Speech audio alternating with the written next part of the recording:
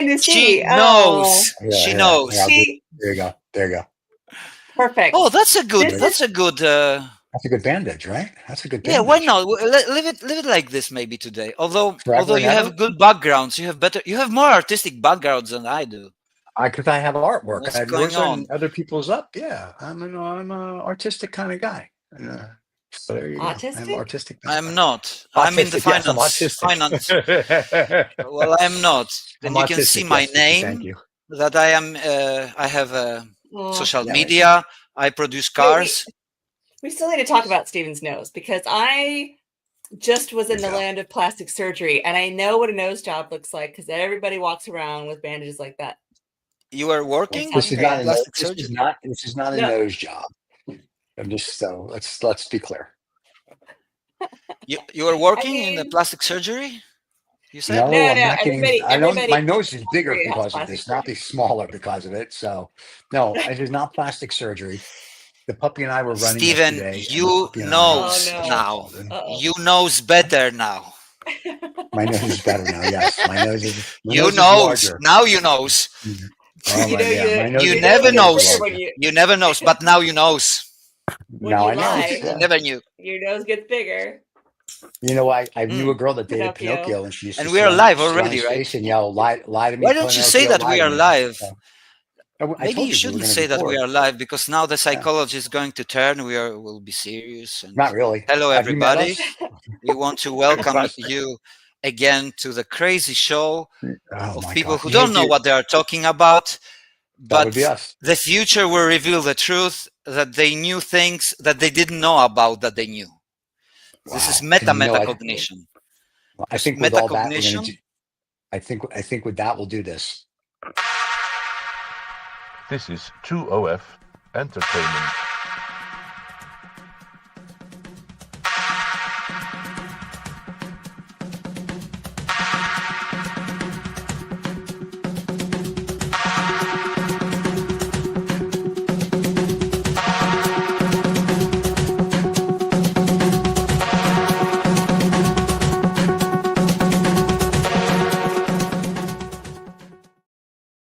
All right, now we're back. So now you were Everything pontificating about says. something.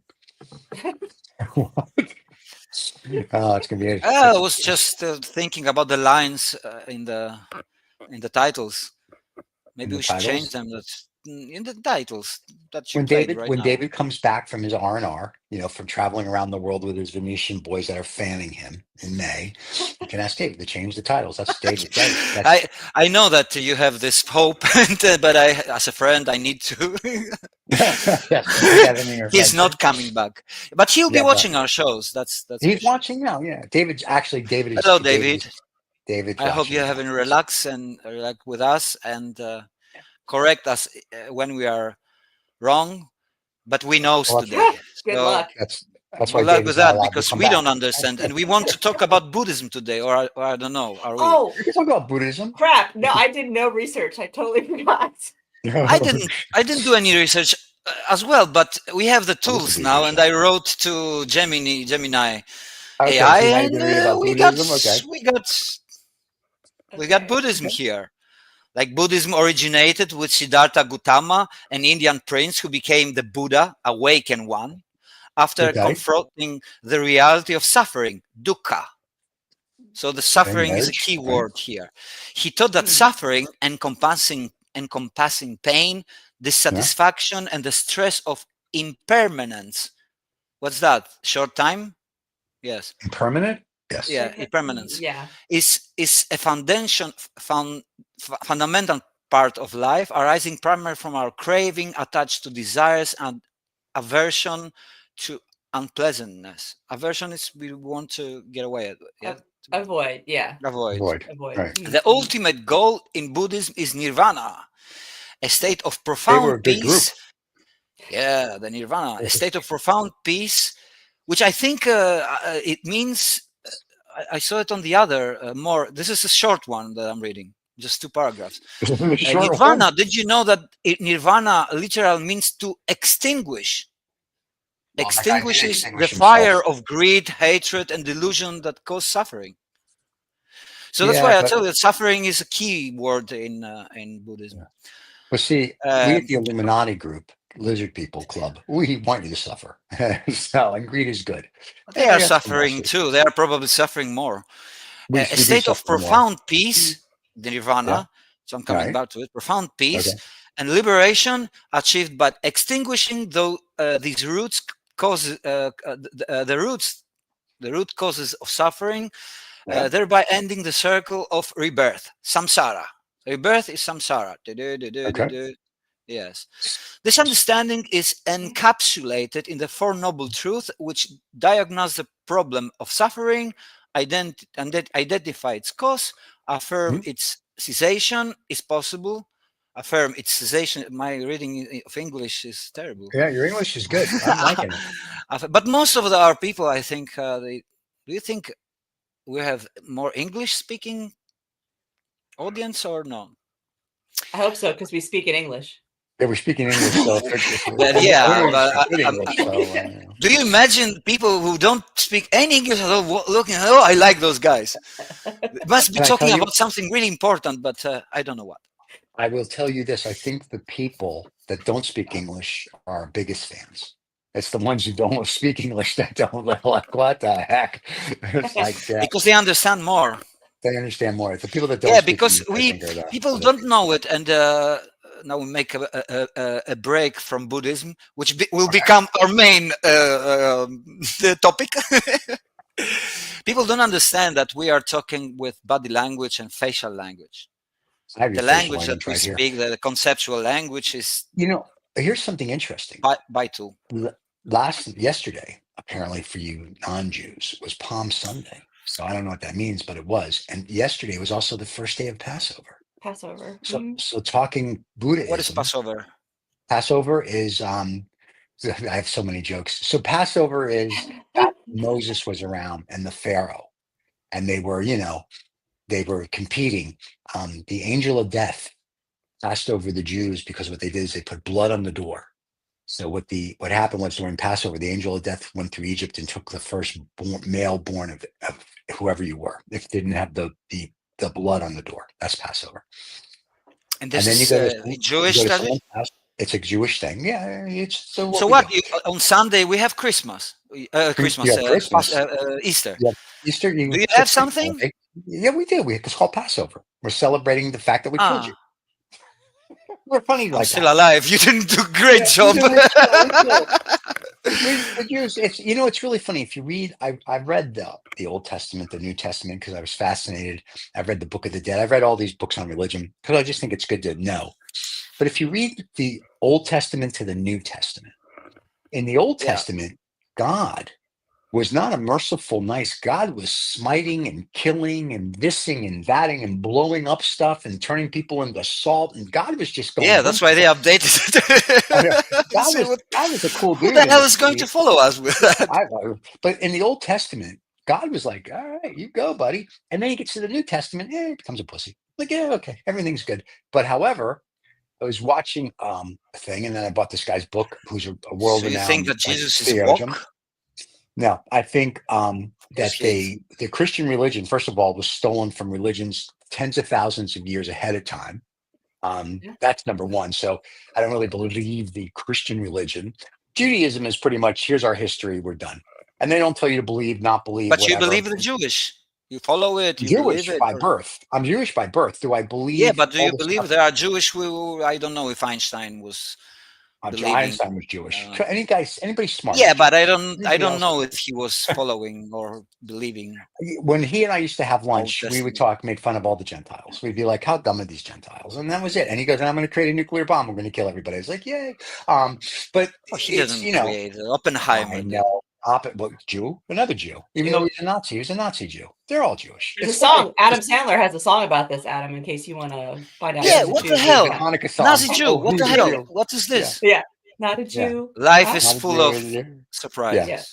But remember, everybody makes fun of the Jews, and they say things that some space lasers, that we control everything, and we own all the banks. Those three things are true, but the rest of it, not so much. So that's one of those things. So during this Easter season, where the Christians, or I should say the Gentiles, believe that this gentleman arose. There's an archaeologist who's world famous. Again, I read his book 20 years ago. He talks about that when Christ arose, and he says he did arise because his followers went to the cave and got him. They put him in a boat and they took him to India, and he died at like 67 or 68 in India. And there's archaeological proof of it. And it's a fascinating book. I can't remember the name of it, but I remember reading that because I saw him on a talk show. And I said, All the Lies Here. Maybe. The book is called Fake News. Right. I think it was called He Walked the Americas. Yeah, I I don't don't know, think Stephen. so. You have to look it up where they said he came here. Didn't he go to the heavens? No, the book that I Yeah. read was that they said that his followers came, took him from the cave. He was barely alive, got him healthy, sailed him across whatever. That's a And different he was story in India that and he did his preaching and whatnot in India until he was like 67 or 68. And they traced it. And it gives interesting proof. Whether it's true or not, I have no idea. I wasn't back around then, contrary to popular belief. But even I was if you hanging out were, with Moses. it was hard to travel. Yeah, back then we had flying saucers and flying carpets. But I mean, religion, since apparently that's where we're going with this, it's a fascinating subject because there's so many of them.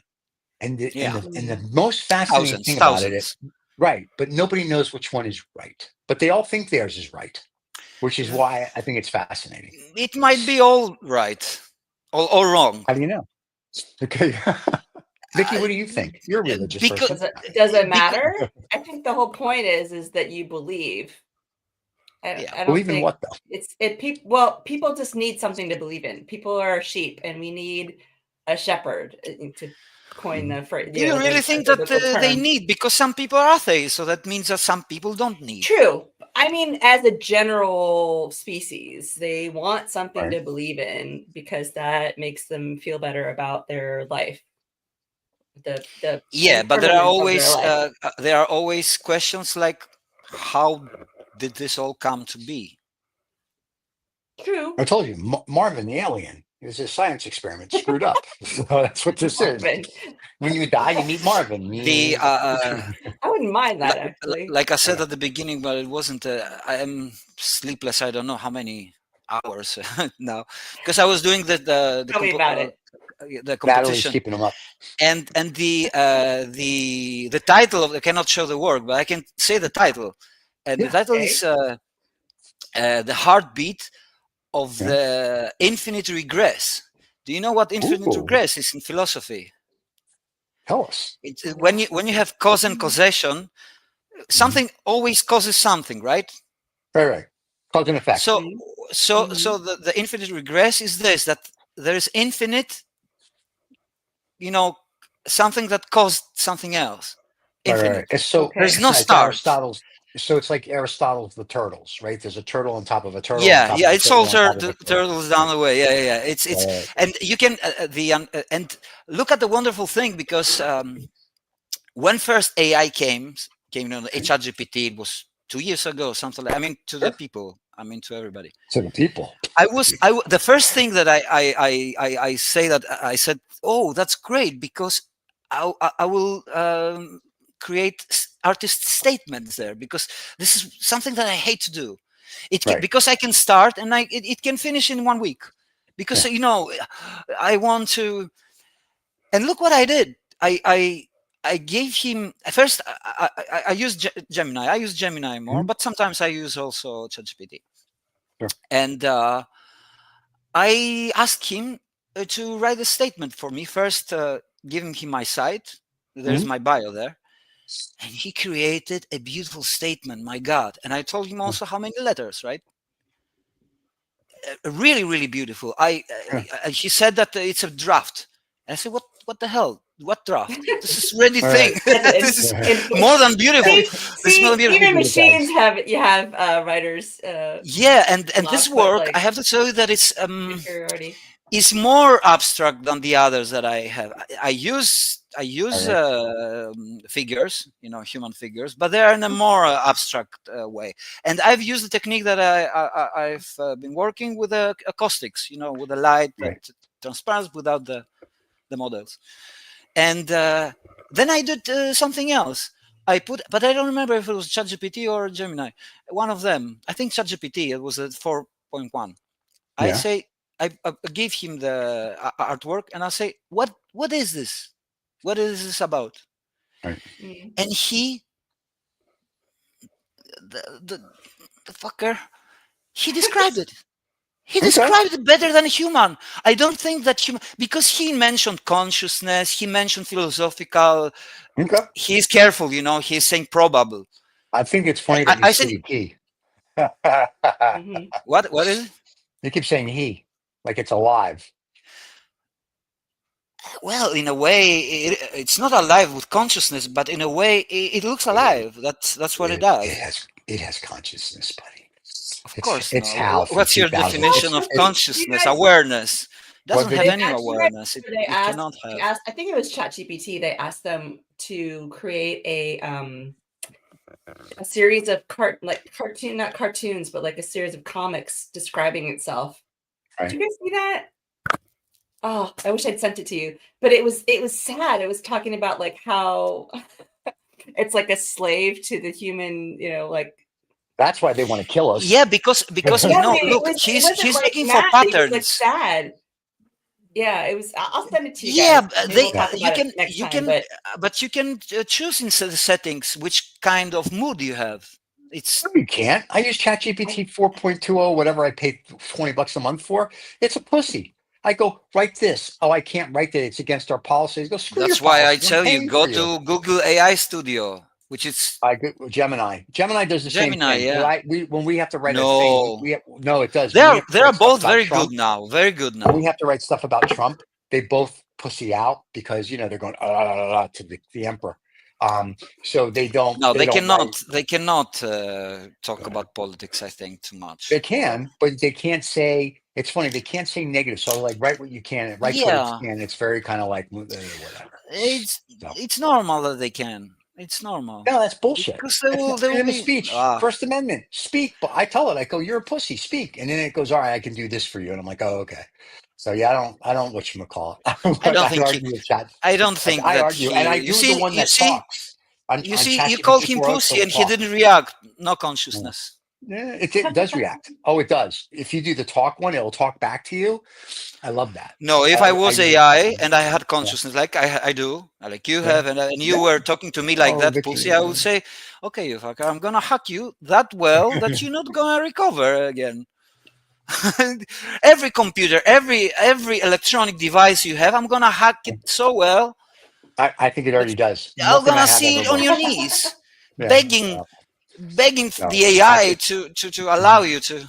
That's only Hilga's House of Pain where they get on their knees and beg you. That's a whole. And then you will turn to Buddhism from Judaism, Buddhism to search for nirvana, the emptiness, the emptiness of life without ChatGPT. I'm okay with that. I have a question because that's the meditation, and that's what they are trying to empty all the thoughts, all the emotions, all the everything. Whatever. So we're all going to be dead soon. Anyway, here's my question to both. Well, until we are dead, we're going to be alive.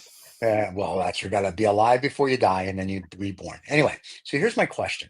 We're talking about God earlier and the different religions and what people believe. Buddhism doesn't have a God.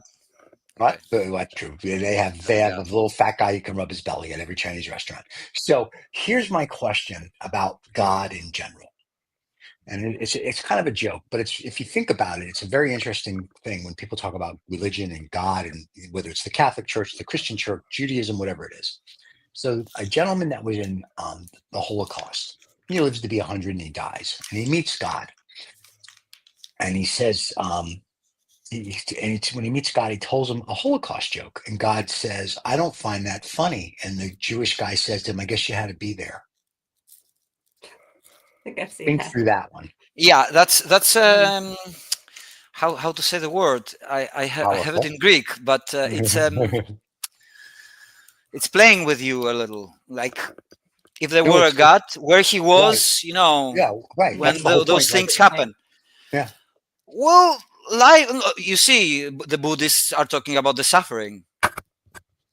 Right, but they are not, and they don't say that God brings it or it's. Life is inherited with suffering.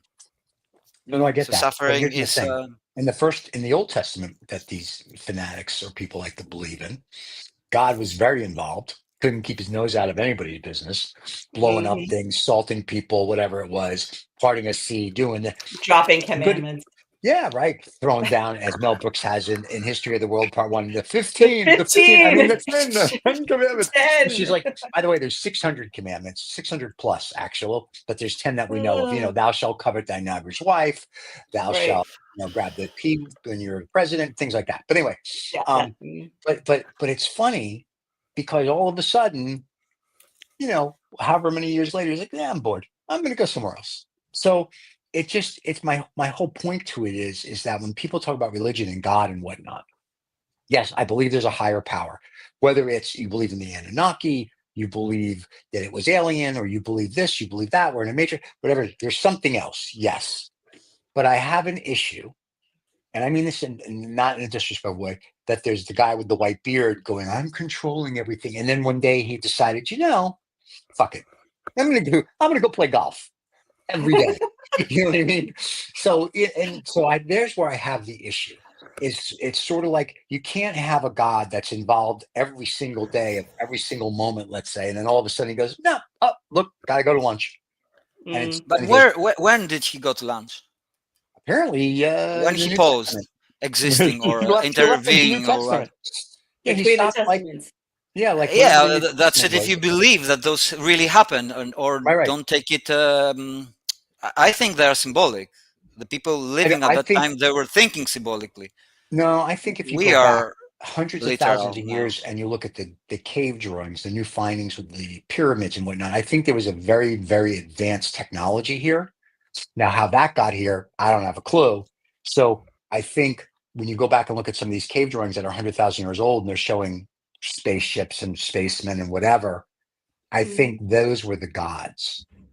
And I feel, and I say this all the time. If we ever, and I'm So sure they there's, created themselves. Let's say there are aliens, which I don't think that there are any sketches with a spaceship, but let's say there are.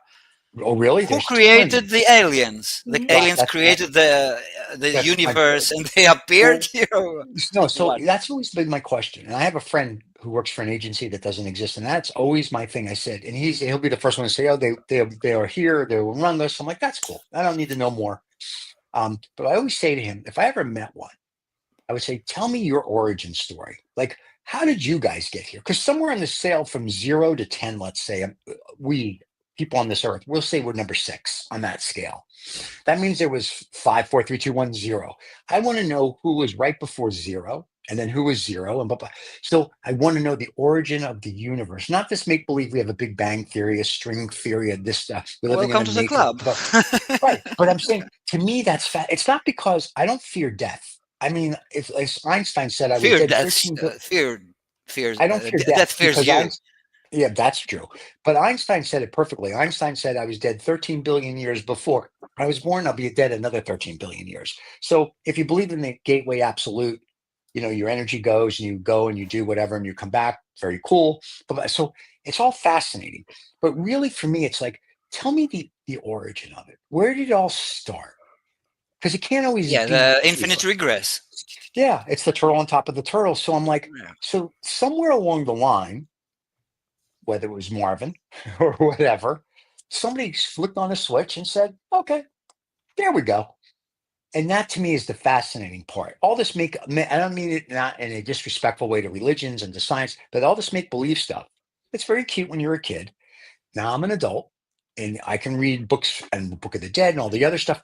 They all have sort of an origin story that's the same. Tell me more.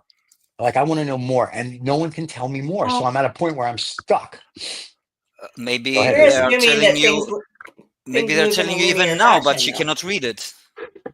I'm sorry, Vicky. You're assuming things move in a linear fashion, that there is 1, 2, 3, 4, 5, 6, Right. 7. If everything I agree exists at to the that. same time, It's all happening Adam's together. favorite quantum physics, then yeah, if Yeah. all possibilities are happening now, then there is no first, last, who was whatever. It's Right. But then it goes that's back hard to to wrap my head around, but There is it no may not time. be. And right. since No, I there's get no that. time, there is no cause and causation. Right. But I get what both of you are saying. But here then my question becomes, okay, you still need at some point for something to spark it to be this circle, if you will, this line, right? You still need something. You can't just, so I'm always fascinated by that. That's where the fascination. What is the something? What What's might be the something? something? Yeah. So I would love if someone could tell me the something, I would be Where thrilled. from the point of idealist is Thrilled to consciousness. death. I'd be thrilled to death. Yes.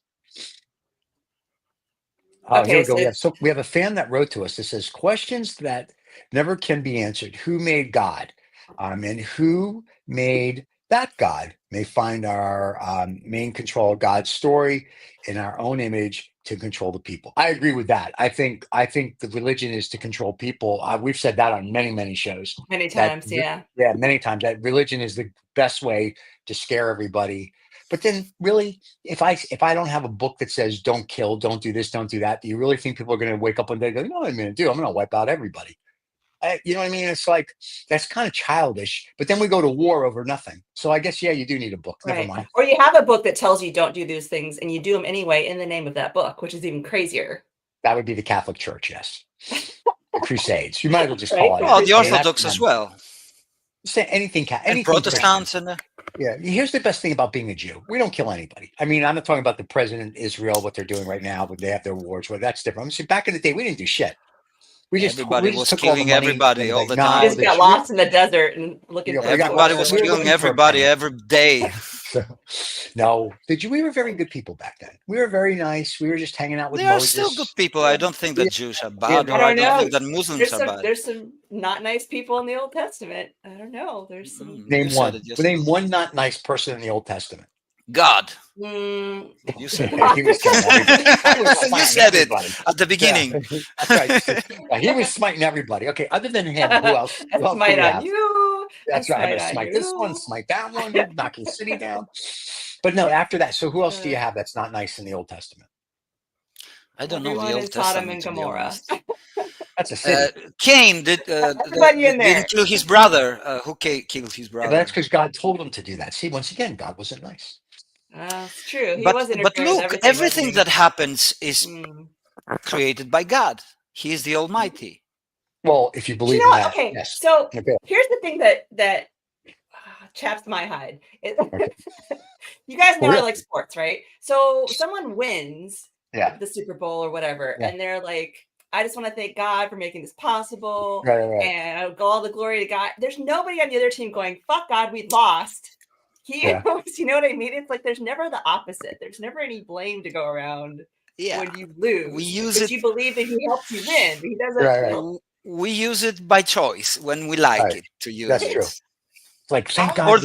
Or there was something else. There was once an accident in a helicopter, and there were 5 people, 4 dead and 1 alive. And the one alive, God help me. Why he didn't help the other?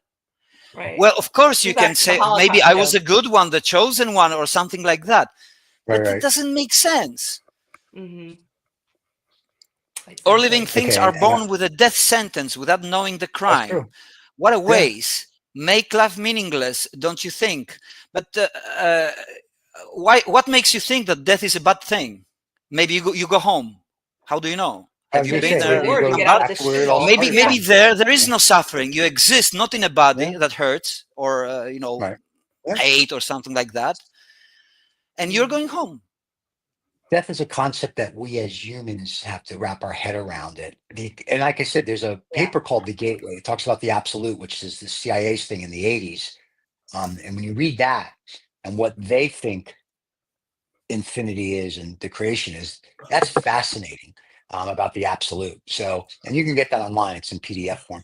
And we've said that before, but it's a fascinating read. It's like 40 pages. It was written by a lieutenant colonel who's still alive to this day. Won't do interviews, but you can. They haven't gotten to him yet. He doesn't do interviews to debate. He's this and take it, or not leave it. Just take it. I think the reasons a lot of it doesn't. I'm assuming. I mean, the paper's out, but I have a feeling that there's probably a larger paper, and it's probably lots of classified stuff. So I think what's out there is kind of like, here's the concept, here's what we did, here's how we did it. And I'm sure there's more. And it probably doesn't do an interview because you can only ask so many questions on 40 pages. And then there's probably a million others you have that he'd be like, I can't answer that. And not because he can't, but he can't because of, national security or whatever. So I find it interesting. That's what I'm saying. That's why death doesn't scare me, because death is the great mystery. It's like, that's what happens after. What's next? That's why it scares more of the people, because it's a great mystery. Yeah, they don't like surprises, especially bad ones. and it's the guy who's it's what's the adage? If you really don't fear anything, you only die once. If you fear everything, you die 10,000 times. Every day. So so no, you don't. This is again the thing that the death sentence. Why we consider death as a bad thing? You say that you don't fear it, so it's not a death sentence. It's maybe even a revelation, not liberation. Liberation. Yeah, maybe we are. Maybe our bodies are a prison. Vicky, what did you do? We're hardwired to survive, right? That's the whole. That is the species. So you Stephen doesn't believe that because you. Right. Yeah. You want Stephen doesn't believe that. What did you say? The fear. I said that humans are hard. What did Stephen say about fearing death? You mean, or no? You, Vicky. Oh, I said that physically we're hardwired to survive, so that our species. So it goes against our physical. And even ego is a tool of survival, if you think about it. Without the ego, you will not survive. Mm-hmm. Right. You want to preserve yourself. The ego protects you from dying. Right. Because if everyone's like, this place, I'm out of here, then there goes the human species, and we're like, oops, I'm like, we're gone. But because there are levels of everything in nature, too much ego is becoming destructive, autodestructive.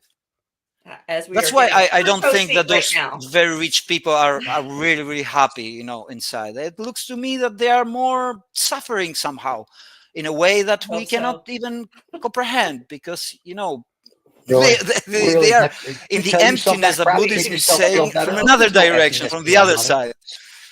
No, let me explain what having money actually means, and you don't give a shit about anything or anybody. And do you know why? Because you don't have to.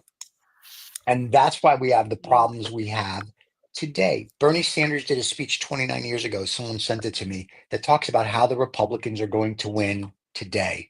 Divide the country, tax breaks for the. I was fascinating. It was about 20 minutes long, and I listened to it, and I was just like, wow.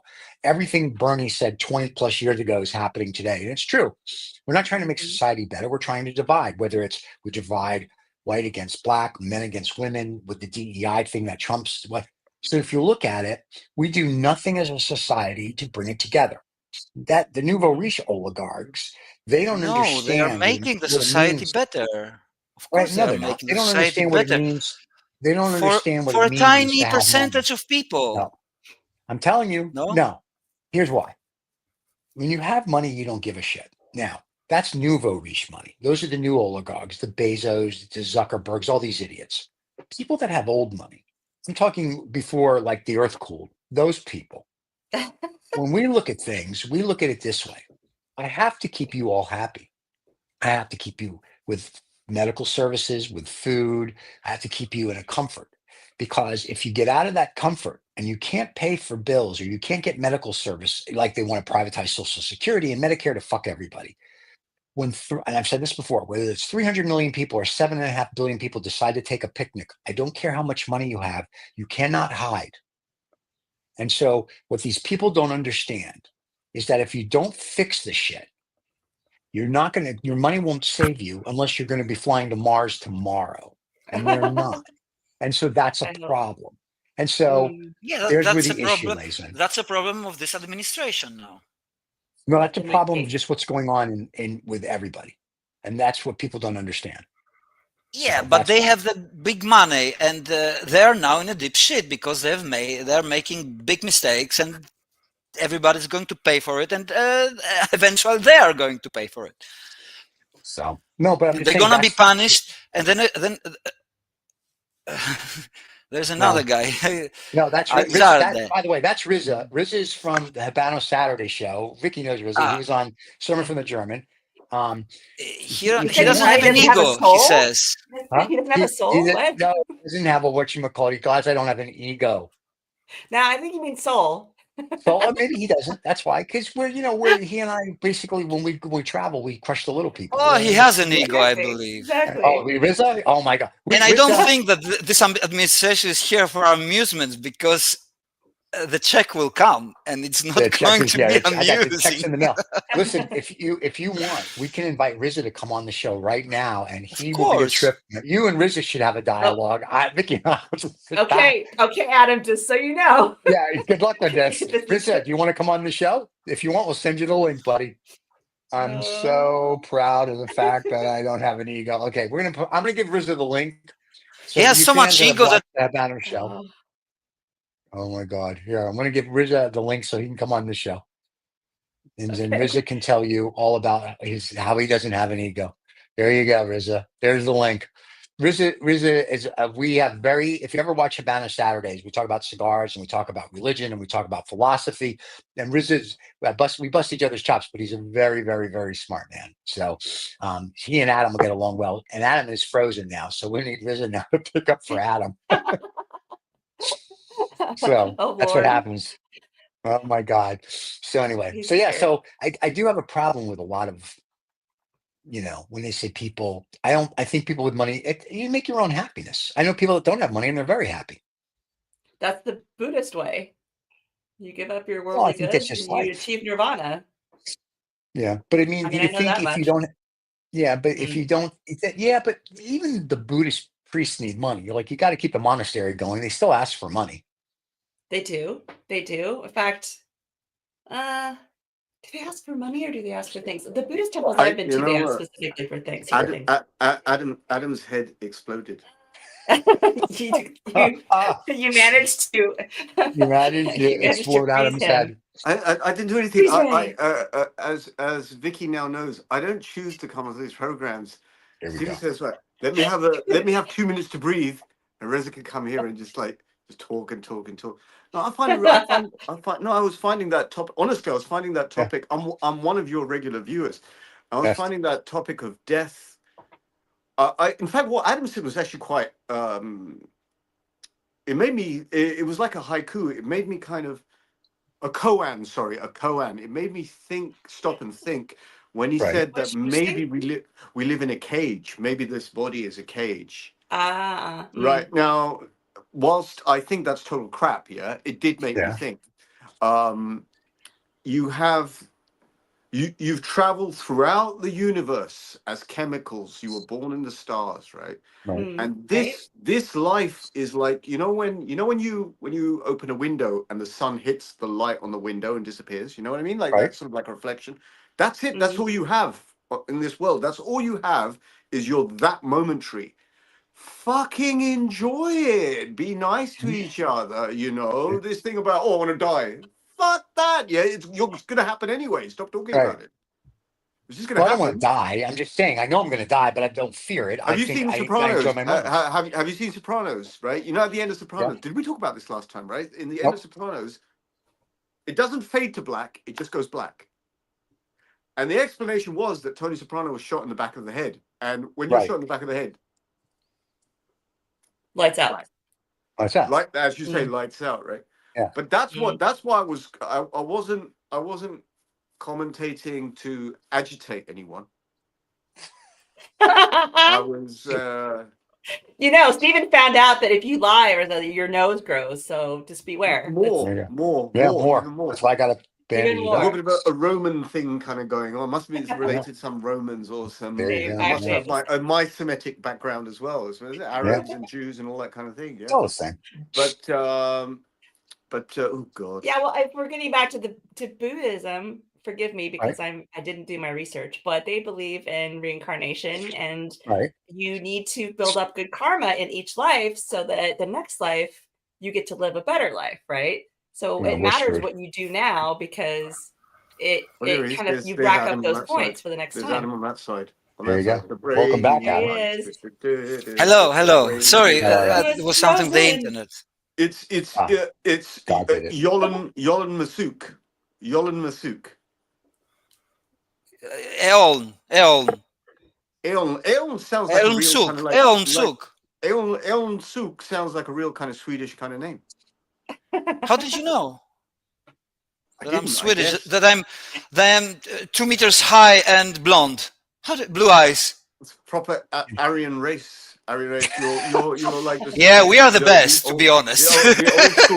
The old school Swedish angel. It's called a Swedish angel. Yeah, they're sort of like very tall. Look, I was born Greek and Polish.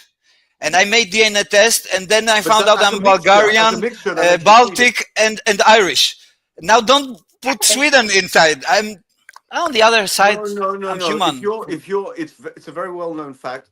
Stephen will attest to this. I don't know if Vicky will, but if you are both Greek and Polish, when you mix those chemicals together, you get Swedish. On the national elemental Polish German cocktail. It doesn't like you mix hydrogen and oxygen together. Yeah, but it doesn't. I know the maps very well. It doesn't fit in the map, so it's northern. In my head, yes, it does. And that's all that matters. And I don't have like the film In the Mind of Reza, Malkovich. I'll be an AI movie, maybe, like those that are very, surrealistic. You are there, and then suddenly you are lizard people, and then surrealism, a princess. Very Dali-esque. I think probably Stephen and I were alive when Dali was alive. I would say that. No, that makes that is a serious measure of age. We were around when Dali was. Dali died in like 78 or 79 or something like that, right? Yeah, that was alive also. Only Vicky was not alive. Vicky's only 25. She was born after Michael Jackson died. I'm 1,000 years old. She's 13. She's 13. Yeah, she's 13. 14. She hides a little years, a little months, a few months. She's hiding. I wish. I didn't see this show from the beginning. What is this one about? What topic? We have a topic. Was it religion or death? It's Buddhism, and then religion became a part of it, and then we just kind of off on tangents. In general, we like to talk philosophically, so we put Buddhism, we put Christianity, and other religions. I don't know why Stephen invited me on. I don't talk philosophically. I just talk random. Oh, you are here because. By the way, just so everybody's clear, Salvador Dali died January 23rd, 1989. 89? 1989. Oh my God. I already had sex. By yourself. Next time you're going to have it with somebody else, it's going to be amazing. You think of like post-impressionism, right? You think of post-impressionism, and Dali was known for surrealism, which he started, right? Yeah. So you still think old world, but Dali was around. Oh, he didn't start with surrealism. He was the second wave. Who was the first? No. The first one. There was a group of people. Surrealism started as automation. Okay. They had a game. Like they took a piece of paper and they folded it, and one was starting painting something in this piece of paper, and then give it to another one. And he didn't look at what that guy was painting. He was looking at the continuation. And then there was automation, not thinking. That was the first wave of surrealism. That's why the painters, they didn't think much about what they were doing. Actually, it was the subconscious that was out. Does that mean that everything I do is surrealist? Because I don't think much about what I'm doing either. That's a true statement. There's no connection between. You see? Well, that means that you are very high intelligence, because most of the people think they know that they we've had this discussion, or they knows what they are doing, or they knows what they are doing or saying. Stupid, you're not intelligent enough to know that you're stupid. Yes, we've had that discussion. Yeah. Yes. Surrounded by it every day. My mind will explode. My mind is surrounded by it. Yeah, because you have the awareness to, what is metacognition? Metacognition in philosophy in general means that to know that you know. That, like, right. You know what you know, you don't know what you don't know. To be self-aware, to be sentient. Yeah. Here is a very complicated, and I look at it in more from a point of idealism a little. So there is a big question what it philosophy. Is. It's a micro philosophy. It's quantum philosophy. I've just invented a new concept. No. They have They have thought about it also. Any kind of theories and any kind. Now we wait for AI to bring new ones. Well, I thought I thought I'd arrived at this new conceptual country, and apparently someone's already. You don't know what you don't know. No, he knows. Look, what you were saying is of high intelligence, because one of the most intelligent persons said that. I only know one thing, that I don't know anything. That's right. It's exercise of logic. Socrates. I think Socrates. Yeah. Socrates. And we don't have anything written from Socrates, because what we have about Socrates is from Plato. From Plato, who was actually like the mentor of Aristotle, who was the mentor of Alexander. Yeah. And actually, Plato was kind of one of the first or the biggest contributor to idealism, because he was talking about the world of ideas. And it's very known, his symbolism of the cave, that he was saying that you remember this. The allegory of the cave, with the shadows, that you need to go out to see the real world. A little bit. Yeah. And without Plato, we would have made a mess with our food on our tables. The fact that Plato existed, we had something to hold the food in. I got it. Yeah. Plato. Plates. Yeah. Plato. That's right. Then there are many uses to that. He's here till Thursday, folks. Tip your waitstaff. So that's your. Where are you? You're in the UK? I'm on Earth, and that's debatable. Sometimes exist. I told you that he's zooming out. Keep zooming out. Exactly. Keep zooming out. Yeah. But only intelligent people zoom out. I'm in basically the most rapidly deteriorating country in the world. United States. You think you got a problem? You think you got a problem? The UK is, and people have, I say this. Other people say this. Journalists say this, right? But I say it in a different way. Yeah, people have an objection to this. UK's finished, not coming back, downward spiral, no recovery. You know, like when about us. You know, have you been to Greece? When it's well, at the very least, you guys have got great. At the very least, you got great weather. Right. You got great Mediterranean food. To be honest, I was waiting for a spring, real spring. Today, it came today. Yeah. Well, so what are you complaining about? You've got great weather. You've got great food. You've got but it costs a lot of money, which you don't have. You've got a history that the world admires, and so much so we looted it. Oh, they admire British history. Yeah, but no, that's fine. No, I'm obsessed with British history, right? But as a sort of as a country, in terms of as a safety, it's gone. It's stalled. It's a 747 that's stalled at 3,000 feet, and there's no recovery. That plane is going down. I'm so sorry to be such a pessimist, but that is the way it is. You are saying one opinion, because somebody else would say, "Oh no, I believe." Good for them. Good for them. Deluded. But the reality is, Prime Minister now, Kramer, how it's called, Steimer. Yeah. Go fuck. I think he's positive, because he's in the lead. If the UK is going to go down, are you moving somewhere? What do you mean if the UK is going to go down? The UK has been disintegrating since 1776.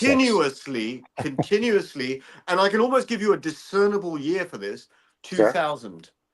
Really? 2000. Yeah, it's on a with downward pandemics? spiral. Sorry? With the pandemics? With 2000, 25 years ago. 25 years ago. Right? 2000. You mean the millennium? Because people like me have been around for a long while, we kind of have at least the privilege of being able to say, well, look, I saw it 20 years ago. I saw it 30 years ago. I saw it 40 years ago, and I saw it 50 years ago, right? And up until sort of like the mid-90s, sort of even pushing it to the late 90s, we were in a good zone. We were in a comfort zone. And around 2000, you saw this.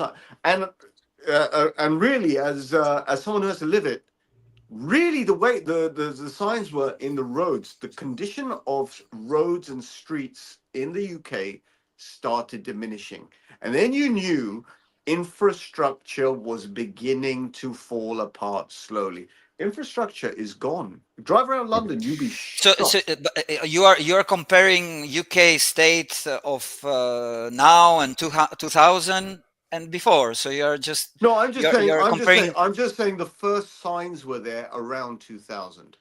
Okay, because I lived 1 year in UK in 2012 and 13 until that, and for me it was liberating from Greece. I said, "Oh my God, the guys are really in front of us so many years.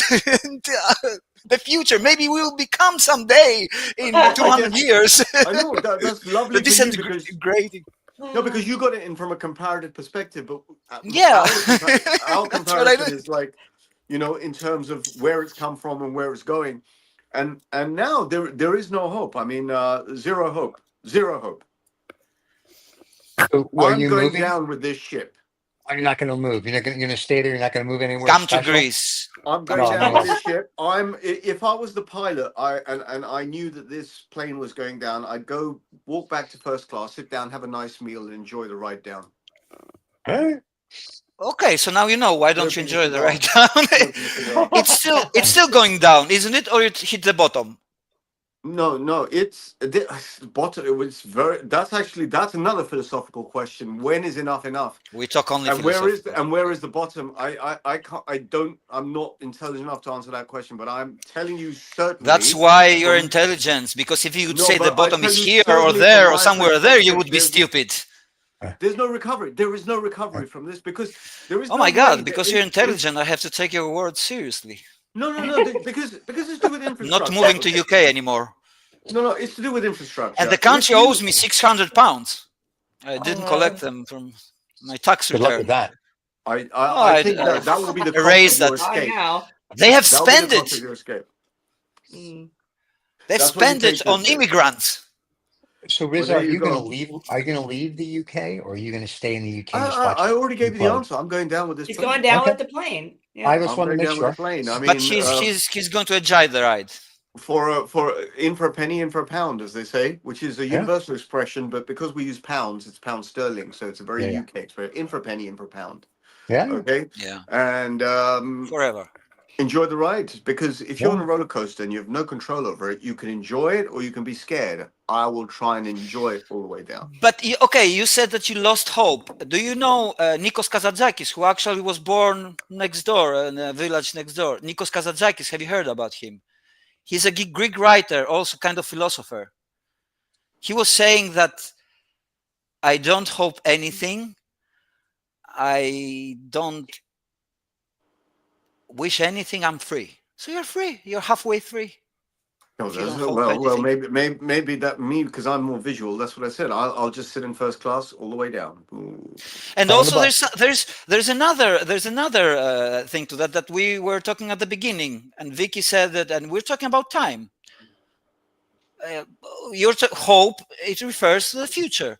Where's the future? Future is expectations. It's not there. There's no future. It's expectations that you do now. Right? You have. I mean, however you slice or dice it, a lot of philosophers have said that as above, so below. What your soul is what your reality is, a reflection of your soul, a reflection of your wants and desires. Mm-hmm. If you change your wants and desires, you can change reality around you. You know. Mm-hmm. That's why Vicky's wants and desires are high schools. Never mind. Go ahead. There you go. There you go. You all. So you see, you don't need to hope. There's no future anyway. So the past. Where's the past? Show me the past. It's gone. There is no past. No, where? No. You just recall the past in your memory now. And it's there. Hey, so there is now. Well, until you say now, it's gone. It's past. It's singularity. Singularity. You can zoom in and cut it into two, always in future and past. There's no time. So Stephen knows that. So you Stephen knows, yeah. The allegory of Plato, the allegory of Plato, right? So there's also the allegory of Reza, and this allegory, allegory is basically based on a cigar. Okay, right? Okay. The cigar physically burns, turns to ash, and releases smoke, and that is life. Well, there you go. Smokes also do that, and marijuana. So here's the meaning of the allegory. Here's the meaning of the allegory. Okay. The ash is a reminder of the physicality of the cigar, but it's not the same. And the smoke is a transformation into the spirituality of energy into the universe. He just talked about death and everything. How everything is recycling. We can stop the show. I think we have the final conclusion for the next 20 episodes. We will just talking about sports now and cigars, maybe. We have a show. You just duplicated the show. The reason why Stephen brings me onto these shows is to plug the other cigar smoking show. So somehow I have to work the cigar into the philosophy somehow. And now I think he's lonely. He's feeling lonely because Habano show. Run the title, Stephen. Run the title. I think he called you because he's feeling lonely. This is called the Habano. No, I saw Riz on Saturday for 2.5 hours, but I'm not lonely. Now, and it's not enough. Every single show will become a cigar. That's no. Well, goes to carry on. Signing off. Bromance. I've done my damage. Thank you. Always good to see you, my friend. I'll talk to you. Where are you going? See you Saturday. Are you in London? Oh, he left. Yes, he's in London. He left. He's in London. Yeah, and now the question is: was it an illusion to everybody, or he really came? It was an illusion. It was just the collective he came and look, he came and his energy broke my internet for a while. Okay, but it broke. But at the same moment, and I wrote to you on the what's going on. Yeah, he's a powerful wizard. He's a powerful wizard. Yeah. Riza, I love him to death. He's like the brother from another mother. Riza is very smart, and so when he starts going off on a tangent, whether it's on their show, Sermon on the German, or Habano Saturday, I just let him go, and it's great because he'll bring in everything, and it's kind of like what you do, Adam. And I'm just like, all right, let you guys go, and it's cool. So yeah, but you two together for an hour would be a trip. So, because that's I would boil my brain, but which I like. But okay. No, that was a good. I like him already, but I like him because I've seen some shows, not all of it. Some I also look at some the cigar show TikToks or small talk, and I listen to. And he's a very intelligent man, first of all, and it's a very nice character, a good energy, good mood, in general. Although he says that he's pessimistic, but look, he's dealing with his pessimism quite okay. He says, I'm going to sit here and enjoy them. He's going to smoke cigars all day and enjoy the downfall of London or the UK. Well, others are paying big money to make the dive, with a parachute and stuff, and they need a lot of time to do that. He says, okay, I'm good. It's happening, so let's enjoy the ride. I'm not that pessimist, though. Well, I think... It goes back to what we were saying before you came on about like the oligarchs and the wealthy. I think at this point, the only thing you can do is it's kind of like is enjoy the ride. Doesn't matter how much money you have or don't have or what you just enjoy it, because at some point, as his analogy to a cigar, it's going to be over, and that's it. We're all dust in the wind. No, it's not going to be over. It's going to transform. He said it before he leave. It's going to be ashes. But what you know of this, like, your house in Greece or Vicky knows whatever, this goes away, and wherever you go next, it's different. Yeah, but so this is perspective, because everything's perspective. Because the other perspective is that the universe was waiting 13.7 billion years for us to have this show. It told me right now, 13 billion years ago, you got to do a show, and that's why we did it. Sure. It took us this long if you take the regress and you go back, coast. If we take, of course, the models of Big Bang and everything, Little Bang. The universe was waiting 13.7 billion years for us to talk about those stuff. There you go. And this is not pessimistic. This is this is a great miracle. Yeah. It is. I'm not, listen, when I say things that I say, I don't take away from the fact that this is, I don't want to call it a miracle or technology. It is what it is, but it's fascinating that we are where we are. Like if you believe. And we're living a fascinating time. True. But if Really you fast. believe You don't historians, get bored. That's for sure. but if you believe like anthropologists and all this, I don't believe anything they say. I think they're all full of shit because they don't know, they weren't there. When we talk about cavemen and this and that, maybe, but I think there was advanced intelligence and civilizations here. So I think we are being a resurgence or reborn of what was here millions of years ago. I think that has there's a a lot to theory do with about it. Atlantis and Yeah. Lemuria Well, and not how only the the theory of Atlantis. polars shift and Yep. the continents were what's That's why underwater the now was Antarctic. their civilization before. Yeah. Yeah, but the other thing is that pyramids, they just found columns underneath the pyramids. We talked about that on Habana Saturdays a couple weeks ago, Riz and I. I told you first. Yeah, you did. But I'm saying is we actually had like an hour and a half show on just the pyramids and whatnot. And it's real or it's fake news? It's real. No, real, Oh. because they found it. But if you look at the Antarctic and you look at like no country has claimed it, and they talk about things that go on there and things like this, and they go, is now Atlantis, I'm sure was real, because why would Plato lie? Who knows?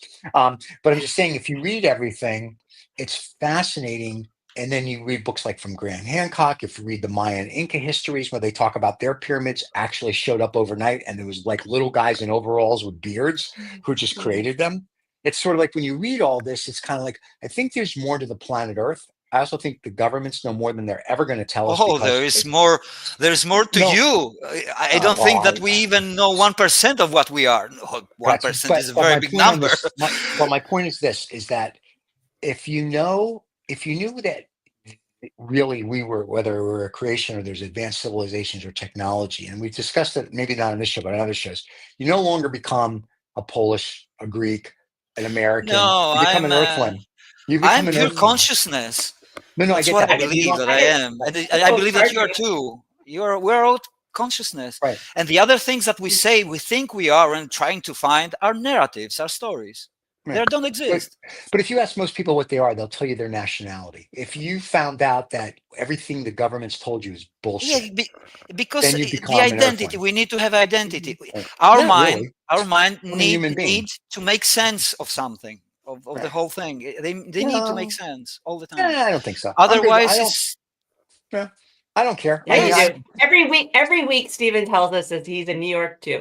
I'm from New York. I'm a New Yorker. In New York, we do this. Like that's his. That's my thing. I'm a New Yorker. Identification. Yeah, exactly. So that's what you say. So it's like I say I'm Athenian because I lived 30 years there. Right. But I mean, even if they told me aliens are real and we're not advanced, I don't really become an Earthling. I'm still going to be a New Yorker. It's like I joked the other day on Roll's show, Vaguely News. I said I'm a New Yorker.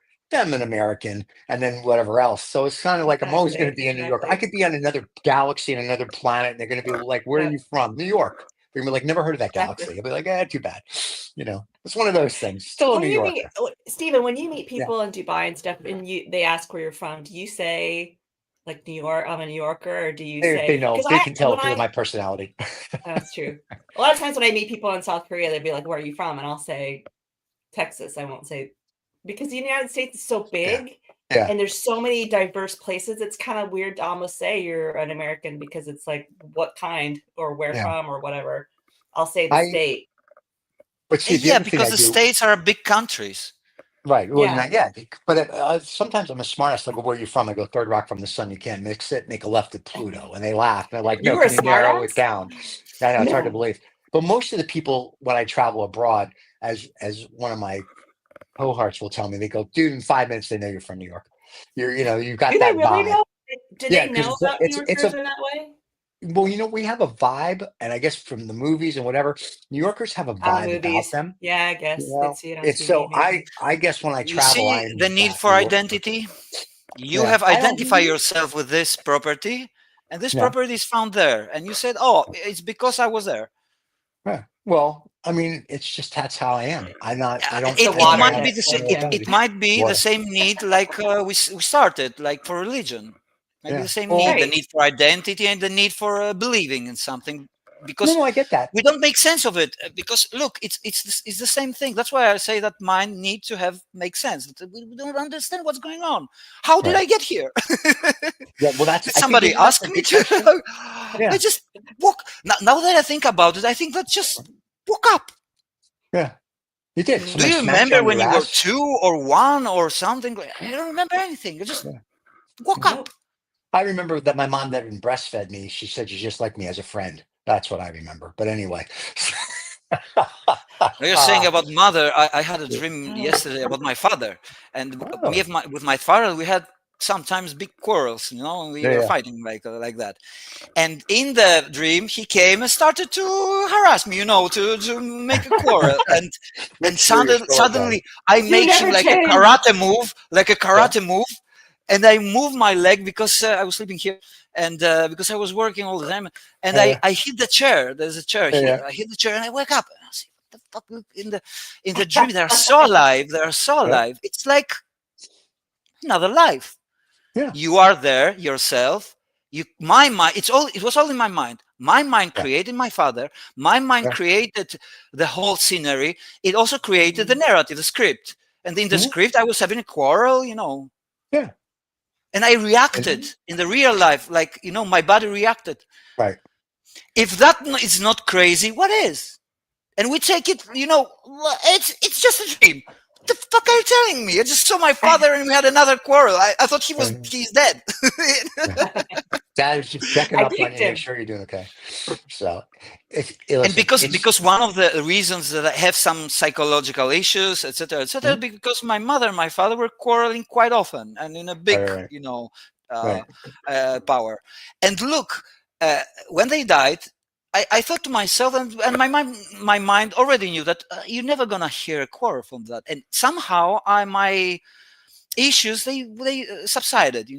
Okay. And I feel much better. And there he comes again. I love him. He was my father. He tried his best, with everything he got. It's not, but he comes again, and you see, they're alive. Just when you're feeling better, your parents have to come and mess with you. Yeah, there you go. They're always there. You're always a child. You're always a child of your parents. That is very, very true. I'll tell you a quick story. When my dad was like 45 or 50, my grandmother, his mother, went to where he worked, and she's on his birthday, and she says, "Where's my bubula?" Right. And so my father, secretary, calls and says, "Your mother's here. You're looking, blah, blah, looking for the bubble." And then he comes out. And my mom told me the story because I was at school at the time. And she says, "Your father came out." I said, "Okay." And he was like, "You can't call me bubula." And he rants for 5 minutes about why he can't be a bubula. And my grandmother, Hannah Siegel, sat there and listened to the whole story. She looks at him and she says, "Listen to me. You came out of me. I raised you. You will be my bubula until the day I die." And she pinched his cheek, gave him a little slap and a kiss, and walked away. And my mom said he was speechless, and it was the best thing ever. You can't face the grandmothers. You can't. She's just like, "Are you done?" I was lucky to meet one. Yeah. Well, I met both of mine were alive, and I got to do stuff with them. But Hannah, she would literally go to the mall with my mom and wear like platform spike shoes. And my mom would say, "Why are you?" She goes, "You never know who you're going to meet." So she would go, they'd walk around a mall for like 10 hours. She'd come home, and my grandmother would complain that her feet are killing her. And then my mother would say, "Well, you wore those ridiculous shoes." And she'd be like, "Once again, don't know who you're going to meet." My grandmother, she got out of bed and she looked like she could be on the cover of Vogue. It was like she was like always dressed like my grandmother to the nines. Grandmother. Yeah. It was one of the they took it very seriously. But look, this is also a meaning in their life. That's why we need to the mind needs to have a meaning. Yeah, that's true. But yeah, it's just when you talk about the old school, that's old school. Dressing for dinner. That's one of the old schools, to be honest. I like that. I miss those. Of course you like it. Of course you like it. It's part of you, and it's part of this narrative, and with which we identify with. And and then fire came along. It might be not real, but it's a nice story. We like stories, We like movies which we know that they are all fake.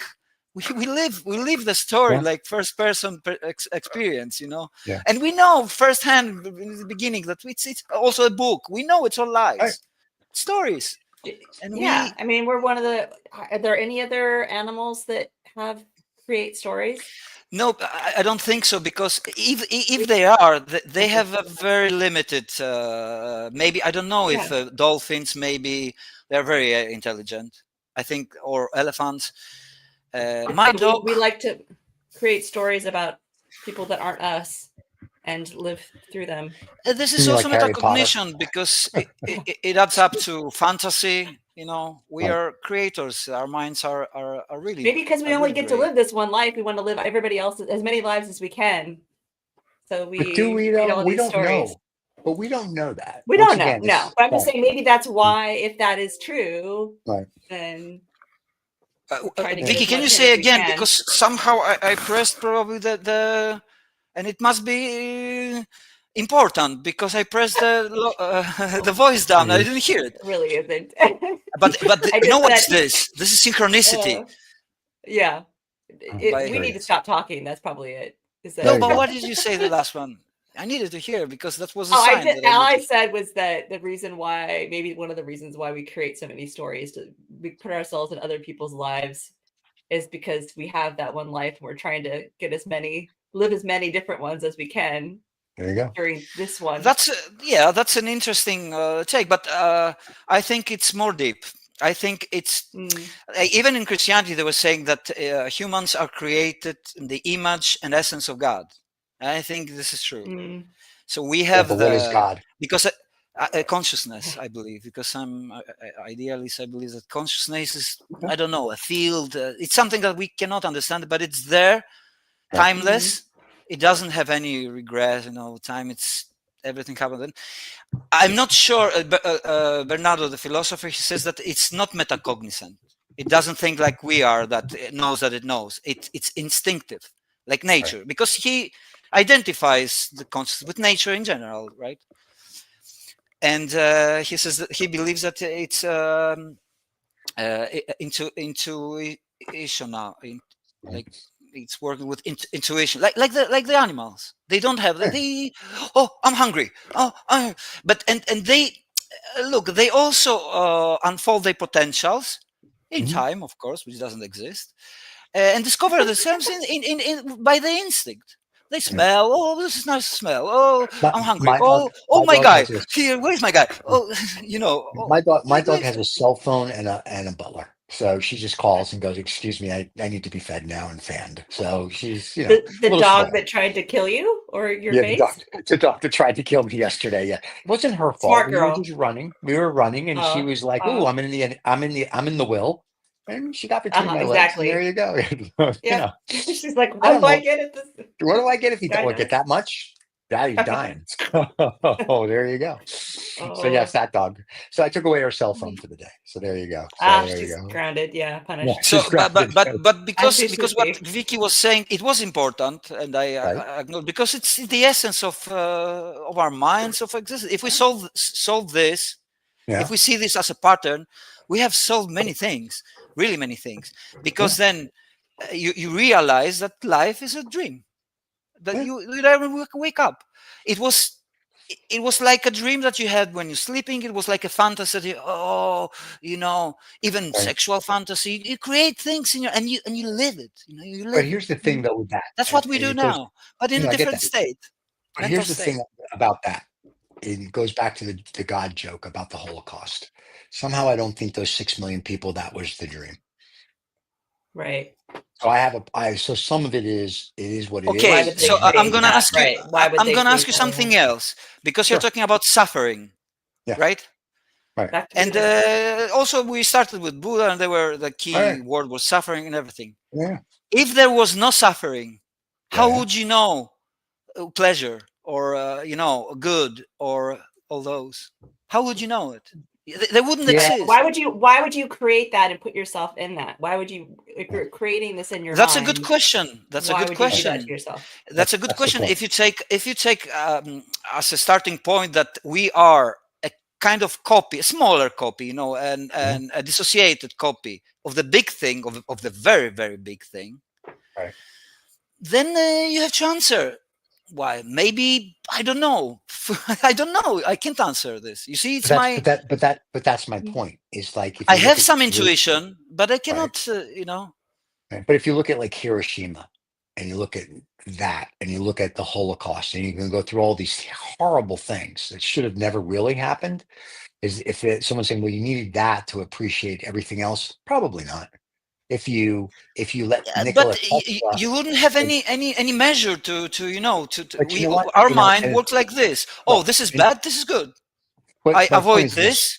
if I Nicholas, want there. we'll do this part really quick. Nicholas Tesla did free energy, we'd be living in a different world. If the people who developed the pyramids and free energy all over the world a million years ago were still around, you'd be living in a different utopia, because there would be no this, there'd be no that, or maybe not.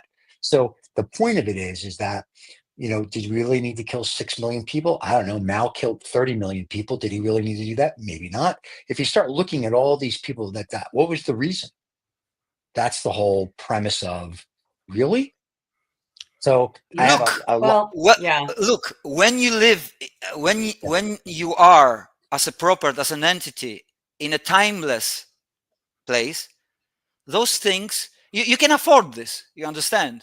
Right. You're in eternity. You can afford for suffering. You can afford for. Yeah, and maybe to your point, or Vicky's point earlier, this is just a prison. I'm So to speak, speculating, to right? get you. I don't have This is a answers. prison to get you to that gets you to the next level. And Buddhists will maybe say that's that what it is. Buddhism, your yeah. So you have your to suffering is do all this. Karma, and they're nirvana. talking Right. about Right. karma. But I mean, if you look at someone like a Hitler or even a Trump, or you look at all these other Mussolini, but it goes on and on. It's sort of like, okay, They are going to be by Buddhists. They are going to be rebirthed as a fly that is going to the shits. I don't know. but Maybe my it's a point is that's karma. just I don't know. right. But that's the hypothesis, because we don't know, and that's the whole thing. So maybe if you Maybe look at life this is as like punishment. Maybe life is kind of punishment, and well, what we that's want it. to do is to Like become risk, good, so good that never come again here, right? which there is And suffering, yeah, and there might but not be suffering. I don't there's know. no suffering. I look at life like, if you will, like the game of like Risk. If when we were kids, we play Risk. It's a land acquisition game, and you have to go forward and do and do and do. If life is kind of like that, you're born. At some point, you're going to die. Even though the guys in Silicon Valley don't want to live to be a million billion years old, at some point you're going to die. And the whole thing, it seems to be in this world, is to collect stuff. And so when you die, you had lots of stuff, which goes back to are these billionaires and oligarchs happy? You know what? They may not be, or The they won't, and we'll materialist never really thinking. know. Right. But that's it. In my little world, like I said, there's nouveau riche, and then there's old money. And old money, you have what you have. You don't need to show off, and you're good. You know what I mean? Like, you don't need 12 houses. You only live in one at a time. I don't need now, if you want to have a car Look, collection, it's so like an art collection, different mentality. But you only drive you've one heard, car at a time. yeah, you have thought it over, but you have thought it over, and you have found your balance in your life, and you're happy with that, and I think that's great. Yeah, but some of the people that have to show off, and we joke about that when we have cigars and scotch, not with just Rizza, but with my buddies, is like they just have to show you how big their penis is, and that's kind of like, why? Nobody cares. It's like I don't care that Well, you have. they think that they think that the girls care, but the truth Trust me, is we don't that the care. other boy, yeah, I know, the other boys care because they think that having a bigger one is good. So Right, but I don't sometimes, actually. when we were children, there were guys who were saying, "I have it like this," and say, Right. "So you need a cow or something like that." Right. I say, "You cannot meet a woman." But the point of it is, what the fuck? my point of that is it's like I have 57 of this or 100 of that. Okay, but you know what? It's great. And like Jay Leno, I get it. He loves cars, so Jay should have 10 million cars. I get it, because he's so passionate. He can tell you the history of every single car. I mean, other guys who collect cars just to say they collect them, but if you ask them the history of it or to tell you about it, they look at you like the RCA dog. So what I'm saying is, if you're passionate about something, then like if I meet Jay Leno and go, Jay, can you tell me about this car? And Jay's like, oh my God, this car. But he can tell you that, like, when it came off the assembly line, every guy who built it, every nut. That's a different kind of person. When you meet these guys who, I collect cars, I'm like, great, what do you collect? And they tell me, I'm like, oh, can you tell me the history? Well, it's a blah, blah, blah. Right. Can you go more? And they don't. I'm like, oh, you're just doing it to go, I collect. They're not a collector. There's a difference. So there's people who are in love and they collect, and it's not a material thing where I must have more and more and more and more. It's I really love this and passionate about it. And Yeah, then the ones who try after to show some off. time, it goes beyond the material thing. It's Right. the constant need to prove that I'm good, great, as Trump is saying, that I'm the best, the king. And Oh my God. it's I don't know. It's kind of fear inside. It looks to me like Maybe. fear. I'm not a psychologist, of course, but my intuition says that it's obvious an issue. Like there's obviously an issue in Trump, in Musk, in all those guys. You can see it. They don't see it because they are living it. They're experiencing it. So they cannot. It makes you blind. You need to go outside, of yourself to realize. Well, they cannot do else it. makes you blind. They're too afraid to do it. Maybe they're afraid of the thing that they are actually, the emperor has no clothes. Maybe they're afraid of that. Well, that's true. There's fear and look, there are a lot of guys who are very, very much opposed, against LGBT gay people, and etc. etc. And I said, then you look like you're afraid of that. You look like you're afraid of becoming one, or like it sounds like because a straight guy don't give a fuck. Doesn't care. Yeah. Exactly. I don't care. I don't care about gay. I mean, I love the guys because they are tortured in a way. I mean, they've been like the Jewish guys. So they are also put gays and gypsies and Greeks and everybody that didn't fit the narrative. No another story. When you have a Holocaust camp. But being straight, like really loving women, so you just accept that there are also gay. What the fuck? So you'd be happy. There's more women for you. Like what's your problem? Of course, but it's good. I always said that I wanted to have a gay friend for many reasons. But one of the reasons, there are very beautiful women around them. But they're nice guys, they're talented, they're tortured, they have a lot of suffering inside them. Yeah. I think if you ever have by their identity, by the identity that people are the stereotypes, all these things that have been I think if you have children, you have 3 children. You have one of each, a boy, a girl, and a gay. And this way you cover the spectrum. And you're a lesbian and well, it's a gay. You're just a gay. Gay king, whatever you want it to be. But sometimes there's also a thing that I was talking with Natalie today, that many people, especially those MAGA guys, that there are 2 genders. So no, there are 2 sexes. Genders might be infinite. I don't know. Everybody can say I am Adam gender. I have the freedom to say it, and I can believe it that I'm a gender myself, because I like this kind of women, very, very specific women, and very, it's becoming gender. So that I like to call myself a gender. Do I have the freedom to? Yeah. Now, calling myself a woman it's not true, because as a sex, it looks like I'm a man, which I didn't have any problem being a woman or anything, I would have better orgasms. Oh my God! Okay, and with that, kids, if I were watching, to choose the right guys. Are you back next week, or are you traveling next week? Do we have a show next week? No, we're still good. We're still good. So next Monday, everybody, we will have a live show with Adam, and who knows, Rizzo may stop by again. And Dawn, thank you for your comments, and everybody else, thank you for watching. So we will see you all. The topic about Buddhism. Thank you very much. The Buddhism topic. We covered everything, and next week we have no idea what we're going to cover. Anyway, thank you for watching. Don't forget the topic is the starter. Now, how it's going to unfold, nobody knows. Not even God, not even consciousness. It's so much data. It needs to unfold. There you go. And next week, if you like the show, you can get the rebroadcast on Tuesdays. You can also catch us wherever you get your podcasts on Tuesdays as well. Apple, Amazon, the list goes on. Even here on YouTube, they have podcasts. So you can get it all. Adam on the Eve. Vicky, thank you very much. Adam, always good to see you. Don't forget to like and subscribe, everybody. We'll see you next Monday. Have a wonderful rest of your week. Cheers, everybody. Bye-bye.